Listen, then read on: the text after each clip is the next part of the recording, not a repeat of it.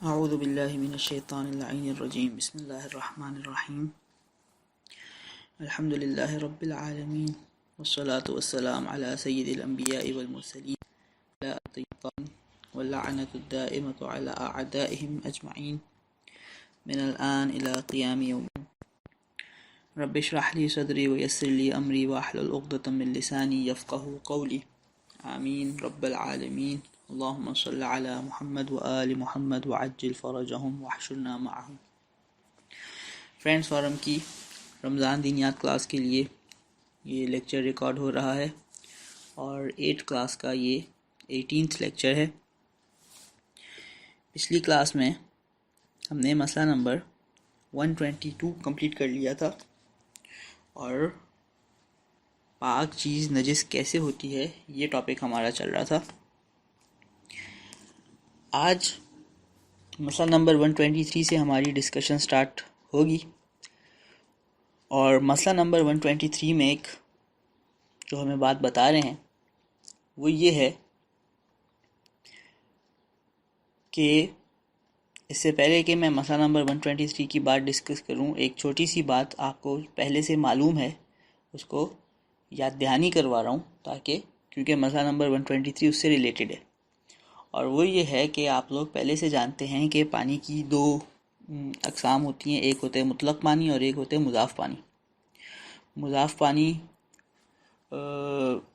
का हुक्म ये होता है कि मुज़ाफ़ पानी की पहले एग्जांपल क्या होती है, जैसे दूध है, जैसे जूसेस हैं, शरबत है। तो मुज़ाफ़ पानी ऑयल है, कुकिंग ऑयल है। मुज़ाफ़ पानी का हुक्म ये होता है कि उसकी क्वांटिटी जितनी भी हो, अगर मुज़ाफ़ पानी में एक ज़र्रा भी किसी निजासत का गिर जाए तो मुज़ाफ़ पानी सारा का सारा नजिस हो जाता है। आप एक शरबत की पूरी मतलब 500 लीटर शरबत अगर आप बना लें, लेकिन एक ड्रॉप अगर उसमें खून का या किसी और निजासत का गिरेगा तो सारा शरबत नजिस हो जाएगा। ये मुज़ाफ़ पानी का हुक्म होता है। ये बात हम पहले से जानते हैं, ये बात हमारे जहन में है। अब आ जाए मसला नंबर 123 की तरफ। इस मसले में ये कह रहे हैं कि ये मसले में जो मुज़ाफ़ पानी होता है तो लिक्विड कभी बिल्कुल लिक्विड होता है, पानी की तरह होता है, शरबत की तरह होता है, कभी थोड़ा सा थिक होता है, थोड़ा सा गाढ़ा होता है। तो अगर कितना गाढ़ा लिक्विड होगा तो ये लिक्विड ही इसके ऊपर लिक्विड मुज़ाफ़ पानी का हुक्म चलता रहेगा, यानी कि अगर इसमें एक ड्रॉप भी निजासत का गिरेगा तो वो सारा का सारा नजिस हो जाएगा। किस लेवल तक अगर उसकी थिकनेस होगी तो ये हुक्म चलता रहेगा उस पर, और उसकी थिकनेस किस लेवल को क्रॉस कर जाएगी तो फिर उस पर ये हुक्म नहीं चलेगा। और अगर उसकी किसी जगह निजासत गिरेगी तो वो सारा का सारा नजिस नहीं होगा, बल्कि जिधर निजासत गिरी है सिर्फ वो जगह नजिस होगी, यानी उस पर सॉलिड वाला हुक्म चलेगा। जैसे पीछे वाले हमने एग्जांपल्स में क्या पढ़ा था, एक तरबूज है, उसके एक जगह निजासत गिरती है तो वही जगह नजिस होगा, पूरा का पूरा तरबूज नजिस नहीं हो जाएगा। तो ये सॉलिड का हुक्म है। और लिक्विड का हुक्म क्या है, लिक्विड हो, मुज़ाफ़ हो, एक जगह निजासत गिरेगी पूरा नजिस हो जाएगा। तो ये किस लेवल तक की थिकनेस के लिक्विड पे, ये लिक्विड वाली कैटेगरी में शुमार होगा और उस पर ये हुक्म चलेगा कि वो सारा नजिस हो जाएगा। और किस लेवल से बढ़ जाए अगर थिकनेस तो ये हुक्म उस पर जारी नहीं होगा और वो सारा का सारा नजिस नहीं होगा, बल्कि सिर्फ उतनी जगह नजिस होगी जिस जगह पे निजासत गिरी। ये इस मसले में हम डिस्कस कर रहे हैं और बता ये रहे हैं हमें हमारा क्राइटेरिया क्या है, मेयार क्या है। कहते हैं अगर उस लिक्विड से, वो लिक्विड की थिकनेस इतनी कम हो कि अगर हम उसके अंदर से थोड़ा सा निकालें तो जिस जगह से हमने निकाला है उसकी जगह फ़ौरन भर जाए, फ़ौरन वो लेवल पे आ जाए। जैसा कि पानी में होता है, शरबत में होता है, दूध में होता है, कुकिंग ऑयल में होता है कि अगर पानी का एक समझें टब भरा हुआ है और हम एक ग्लास से या एक जग से उसमें उसके सेंटर से थोड़ा सा निकाल लेते हैं तो वो फ़ौरन जैसे ही हम निकालते हैं एक गिलास, फ़ौरन से उसकी जगह भर जाती है और वो वापस लेवल पे आ जाता है। जो लिक्विड्स ऐसे होते हैं उनकी थिकनेस इतनी कम होती है कि वो फ़ौरन से भर जाती है उसकी खाली जगह, उनके ऊपर लिक्विड्स वाला ही हुक्म चलेगा। यानी कि अगर वो मुज़ाफ़ हैं और उसमें एक ड्रॉप भी पानी निजासत का गिरेगा तो सारे के सारे नजिस हो जाएंगे। लेकिन अच्छा, अब इसकी और क्या एग्जांपल है इसमें? जैसे शीरा होते हैं, जैसे आपने देखा हो मिठाई वगैरह में, गुलाब जामुन वगैरह में शीरा यूज़ होते हैं। वो शीरा थोड़ा सा थिक होता है, बिल्कुल पानी की तरह लिक्विड नहीं होता, थोड़ा थिक होता है, उसमें थिकनेस होती है। लेकिन अगर शीरा थोड़ा सा निकालेंगे एक चमची से तो वो जगह उसकी फ़ौरन रिफिल हो जाती है, दोबारा वो लेवल पे आ जाता है, वो जगह खाली नहीं पड़ी रहती। इसी तरह घी जब तेल तो हमेशा ही ऐसा होता है जो कुकिंग ऑयल होते हैं, और जो घी होते हैं, घी जब गर्म हो जाए और लिक्विड फॉर्म में आ जाए तो उसका भी यही हाल होता है कि घी आप अगर एक चमची से उस घी के बर्तन से निकालेंगे तो उसकी जगह खाली नहीं रहेगी, बल्कि वो फौरन लेवल पे आ जाएगा।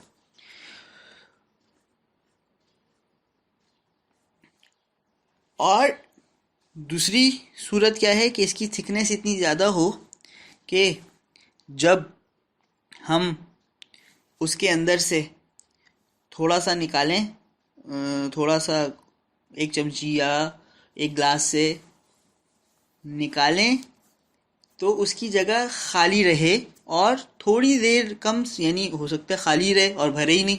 जैसे कि वो बिल्कुल सॉलिड है, घी होता है, घी जब बिल्कुल जमा हुआ होता है, आप एक चमची से निकालेंगे तो वो जगह खाली रहेगी, वो बिल्कुल दोबारा लेवल पे ही नहीं आएगा, वो उस जगह पे खड्डा हो जाएगा, तो वो भरेगी ही नहीं। या फिर भर तो जाएगी लेकिन थोड़ी देर बाद भरेगी, कुछ सेकंड्स के बाद भरेगी।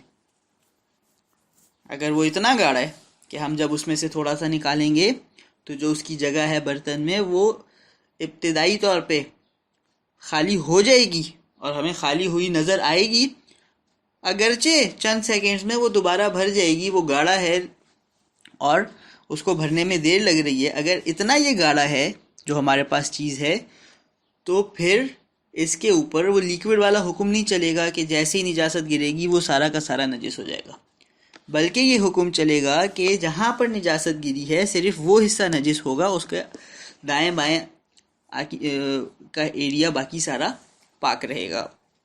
ये मसला नंबर 123 में हमें बता रहे हैं।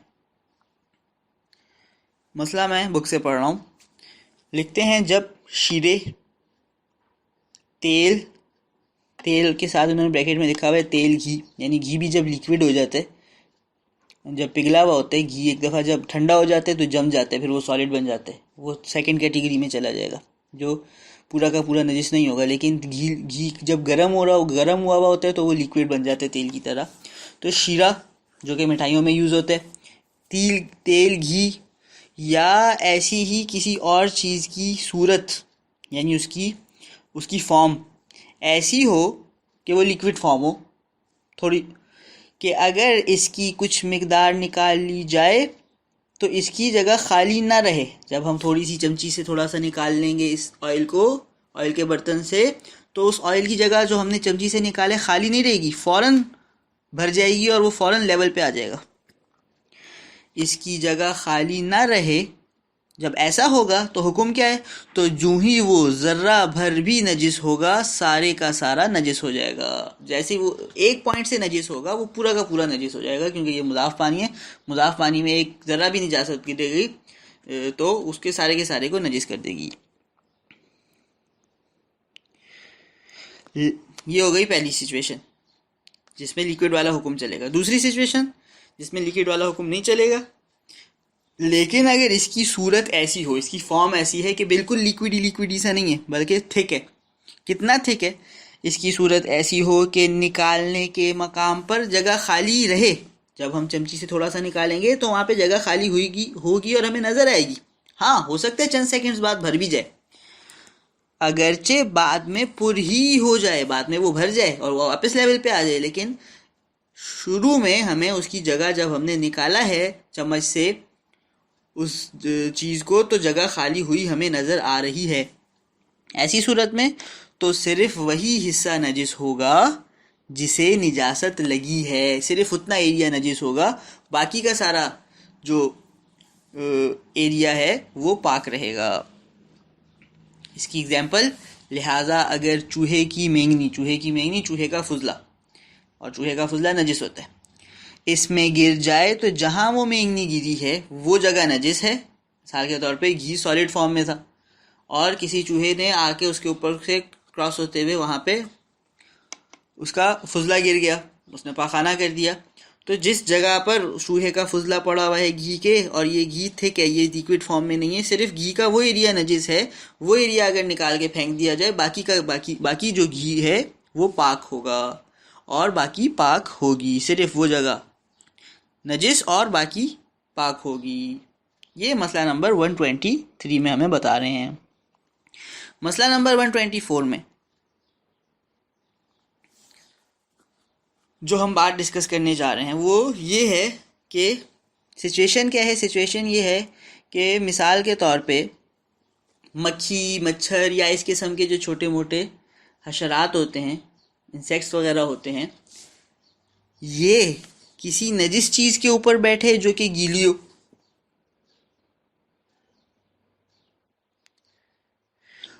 इसके बाद उससे उड़े और एक पाक चीज़ के ऊपर आके बैठ जाए जो कि वो भी गीली हो। ये सिचुएशन है हमारी। मैं रिपीट कर रहा हूँ, कोई मच्छर, कोई मक्खी, कोई इस किस्म का और इंसेक्ट आके एक नजिस चीज़ पर बैठ जाए जो कि गीली है। इसका मतलब क्या है, उसके पैर को उसकी गिलाहट लग सकती है, और फिर ये उड़े और किसी ऐसी चीज़ पर आकर बैठ जाए जो पाक है और गीली है, जिसका मतलब क्या है कि अगेन उसके पैर को इस पाक चीज़ की भी गिलाहट लग सकती है। तो क्या ये पाक चीज़ नजिस हो जाएगी या नहीं होगी? इस क्वेश्चन का आंसर हमें मिल रहा है मसला नंबर 124 से। और आंसर ये है कि दो बातें, या तो हमें पता है कंफर्म, हमें पता है कि इस मच्छर या इस मक्खी के जो पैर थे एन निजासत के ज़र्रात, पार्टिकल्स, मिसाल के उसके पैर को लगे हैं, और वो ज़र्रात और पार्टिकल्स उसके पैर पे मौजूद थे जब वो दूसरी पाक तर चीज़ पे बैठा है। मिसाल के तौर पे पहली नजिस तर चीज़ पर जो वो बैठा था वो था पेशाब। किसी ज़मीन पे पेशाब गिरा हुआ पड़ा हुआ था, और उस पेशाब के ऊपर जो लिक्विड फॉर्म में था मच्छर आके बैठ गया या मक्खी आके बैठ गई, फिर वहाँ से उड़ी और पानी के सरफेस पे आके बैठ गई, एक पाक पानी के। अब अगर तो हमें पता है कि जब मच्छर उस पेशाब से उठा था तो उसके पैरों पर पेशाब के ड्रॉप्स मौजूद थे और वो ड्रॉप्स लेकर आए हैं और पाक पानी पर वो बैठा है, अगर हमें ये बात पता हो तो ये पाक चीज़ नजिस शुमार होगी। लेकिन अगर हमें ये पता ना हो कि क्या इस मच्छर या मक्खी के जिस्म पर वो निजासत के पार्टिकल्स लगे हुए थे और उन पार्टिकल्स को उठाकर वो साथ लेकर आया है और पाक चीज़ तक उसने पहुंचाया है, या ऐसा नहीं हुआ, तो अगर हमें ये बात नहीं पता तो हम इस चीज़ को पाक समझेंगे। ये मसला नंबर 124 में हमें बता रहे हैं। मसला मैं बुक से पढ़ रहा हूँ, देखिएगा। मसला नंबर 124, अगर मक्खी या ऐसा ही कोई और जानदार जैसे मच्छर वगैरह एक ऐसी तर यानी कि गीली चीज़ पर बैठे जो नजिस हो, और बादज़ां एक तर पाक चीज़ पर बैठ जाए, तर भी हो, गीली भी हो और पाक भी हो। अब दो बातें, या तो हमें पता है कि वो जब नजिस चीज़ पर बैठा था तो नजिस चीज़ के ज़र्रात और पार्टिकल्स उसके पैरों को लगे हैं और वो पार्टिकल्स उठा के ये पाक चीज़ तक लेकर आ गए, या हमें ये बात नहीं पता। लिखते हैं, और ये इल्म हो जाए कि इस जानदार के साथ निजासत थी यानी निजासत के ज़र्रात थे, ये जो जानदार, ये जो मच्छर वगैरह है जो नजिस चीज़ से उठा है, तो इसके साथ निजासत के पार्टिकल्स इसके पैर वगैरह पे लगे हुए थे, तो पाक चीज़ नजिस हो जाएगी। और दूसरी बात, अगर हमें पता ना हो तो लिखते हैं, और अगर इल्म ना हो कि क्या इसके साथ निजासत के ज़र्रात आए हैं या नहीं आए, तो पाक रहेगी, तो वो पाक चीज़ पाक रहेगी और नजिस शुमार नहीं होगी। ये मसला नंबर 124। इसके बाद मसला नंबर 125 हम डिस्कस करने जा रहे हैं, जिसके अंदर एक बहुत ही आसान सी बात बता रहे हैं, और वो बात ये है, वो बात इंसान की बॉडी के हवाले से। इंसान के जिस्म पर पसीना आता है।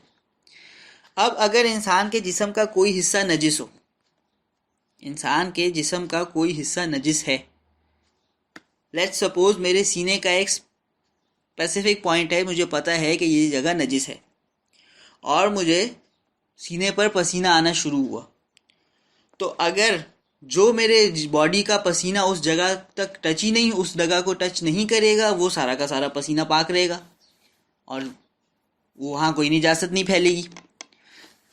लेकिन जो पसीना मेरे सीने के उस पॉइंट से गुजरता हुआ जाएगा, उस पॉइंट को टच होता हुआ जाएगा जो नजिस था, तो वो वाला पसीना, वो ड्रॉप्स जो उस पॉइंट को टच करते हुए जा रहे हैं वो नजिस हो जाएंगे और फिर आगे वो अगर जिस्म में जहाँ तक जाएंगे, वो सीने को पार करते हुए अगर मेरे पेट तक पहुँचते हैं और पेट पे आगे सूखते हैं तो वो मेरा पेट भी नजिस कर देंगे।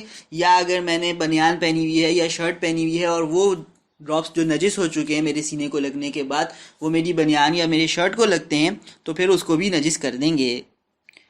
लेकिन वो पसीने के ड्रॉप्स जो उस नजिस एरिया को टच नहीं हुए वो पाक रहेंगे और वो किसी और चीज़ को भी नजिस नहीं कर सकते। इतनी सी बात है जो मसला नंबर 125 में हमें बताई जा रही है। मैं बुक से मसला पढ़ रहा हूँ, आप देखिएगा। अगर बदन के किसी हिस्से पर पसीना हो और वो हिस्सा नजिस हो जाए और फिर पसीना बहकर बदन के दूसरे हिस्सों तक चला जाए, एक हिस्सा पसीना है और वो हिस्सा ही नजिस भी है, और वो पसीना जो नजिस हिस्से को टच करता हुआ गुजर रहा है वो बदन के दूसरे हिस्सों तक चला जाए, तो जहाँ जहाँ पसीना बहेगा बदन के वो हिस्से नजिस हो जाएंगे। ये पसीना जो उस नजिस हिस्से से होता हुआ आ रहा है, जहाँ जहाँ जाएगा वो जगह नजिस हो जाएगी।